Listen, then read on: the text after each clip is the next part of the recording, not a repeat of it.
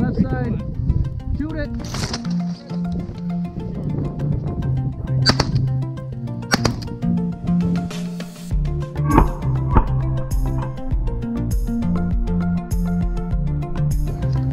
I'm in northern Michigan on my first waterfowl hunt in the field.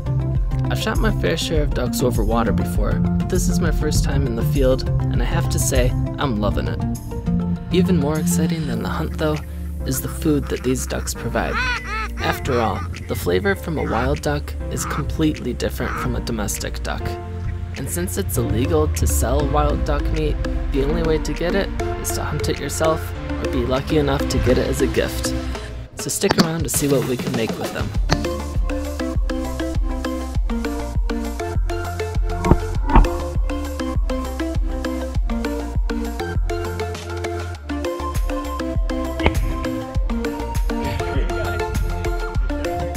Thanks. We never were able to get this flock of ducks to commit, but when you're used to seeing 1, 2, or 3 ducks at a time, seeing 50 ducks in the sky all at once really gets the heart pumping.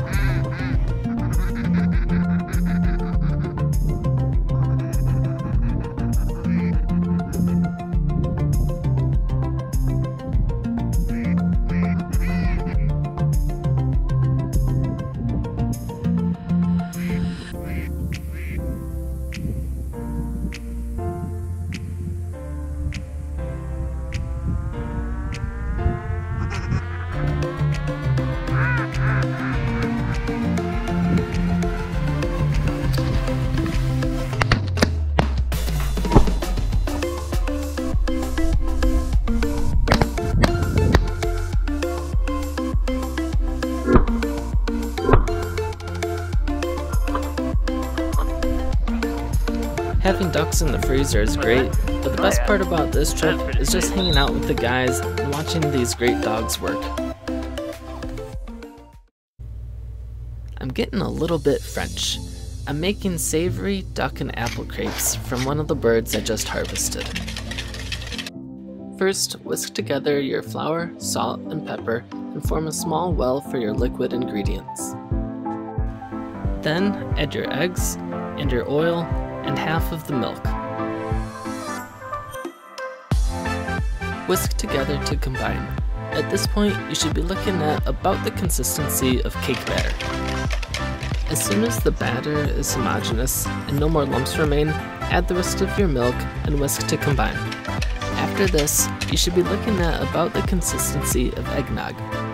Now's the time to add just about a shot of liquor. Which one you choose doesn't matter too much, but I'd recommend something on the fruitier side such as a brandy. Since we're making an apple and duck crepe, I'm choosing Calvados, which is a French apple brandy.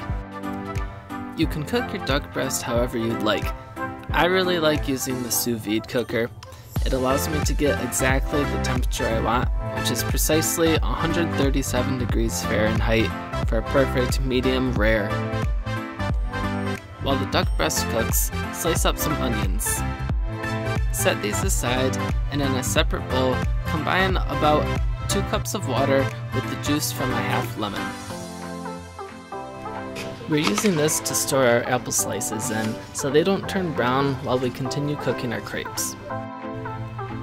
My preferred pan for making crepes is a specific crepe pan that's non-stick with a flat bottom. After the pan is good and hot, go ahead and apply some butter to it, and don't be skimpy.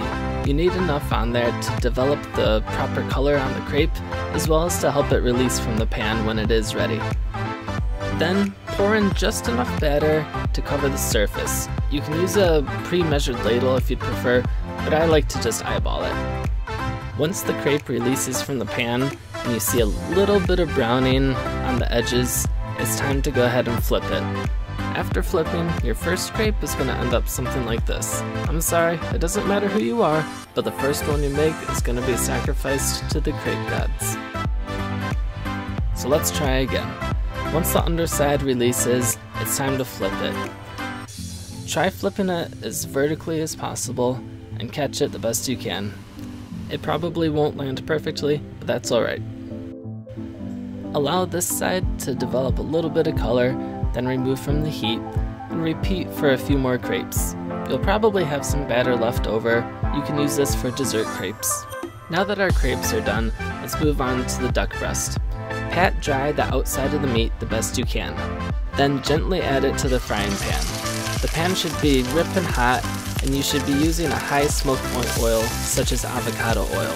Now since I've been using the sous vide, I know the duck breast is at exactly the temperature I want in the center. All I want to do is develop some color on the outside, so I'm only cooking it for about 15, maybe 30 seconds per side. Remove the duck breast and set aside to rest. Then turn down the heat to medium and add a little bit of butter and the onions straight to the pan. Also add a tablespoon of brown sugar and allow the onions to soften. After they've browned just a little bit and softened, add your apple slices. Season lightly with salt and pepper and allow to saute for about 5 to 10 minutes. You want the apples to soften a little bit but still have a little bit of crunchy texture. After removing the apples and the onions, we're going to use the same pan to make our sauce. Now we want to deglaze our pan. Use a little bit of the same type of liquor that you used in the actual crepe. After you've scraped up all the fond, it's time to add the hard apple cider. Optionally, you can also add any of the drippings left over from when you cooked your duck breast. This adds another layer of flavor to the pan sauce.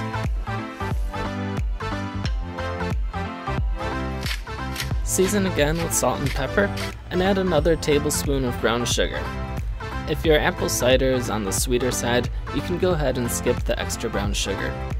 After this is reduced to about half the volume, you're finished with your sauce.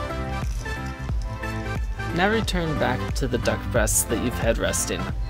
Season with some coarse sea salt and pepper, and slice each duck breast on an angle. Now we'll assemble our crepe. Depending on the size of the duck, you're going to be using somewhere between half of the breast and a full breast per crepe.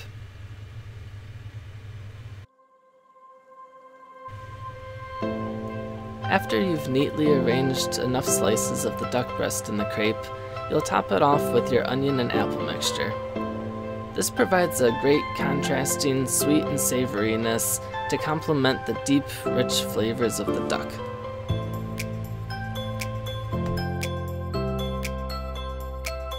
Add a few spoonfuls of your pan sauce to each crepe. This will nicely tie in all the flavors. Now, just a final seasoning of sea salt and pepper completes your crepe. If you really wanted to, you could top it with arugula and/or a drizzle of balsamic vinegar, but I prefer it just like this. The flavor of the duck really shines through, but there are enough other flavors to keep things interesting. If you liked this video, please hit that thumbs up and subscribe.